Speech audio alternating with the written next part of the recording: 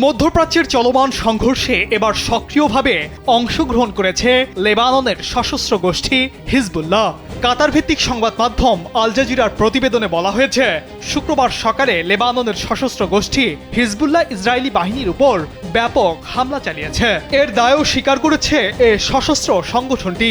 টেলিগ্রামে দেওয়া এক বিবৃতিতে হিজবুল্লাহ নিশ্চিত করেছে, তাদের যোদ্ধারা লেবাননের ভেতরে প্রবেশ করা মারুন আল রাশ এবং কাফান কিলা অঞ্চলে অবস্থানরত ইসরায়েলি সেনাদের উপর সরাসরি হামলা চালিয়েছে। স্থল অভিযানের পাশাপাশি হিজবুল্লাহর এই আক্রমণ ইসরায়েলের কৌশলগত স্থাপনাগুলোতেও ছড়িয়ে পড়েছে। স্যান্ডেলিনা সো, রূপচর্চায় আভিজাত্য। বিবৃতিতে বলা হয়েছে, অধিকৃত গোলান মালভূমিতে অবস্থিত ইসরায়েলি সামরিক ক্যাম্প, ইয়োভ এবং হাইফা বন্দরের একটি গুরুত্বপূর্ণ নৌঘাঁটি লক্ষ্য করে রকেট ও ড্রোন হামলা চালানো হয়েছে। তবে এই হামলাগুলোতে এখন পর্যন্ত কোনো হতাহতের খবর পাওয়া যায়নি। এর আগে লেবানন সীমান্তের বিতর্কিত এলাকায় বসবাসরত ইসরায়েলি বসতি স্থাপনকারীদের এলাকা ছেড়ে চলে যাওয়ার জন্য একটি সতর্ক বার্তা জারি করেছিল হিজবুল্লাহ গোষ্ঠী।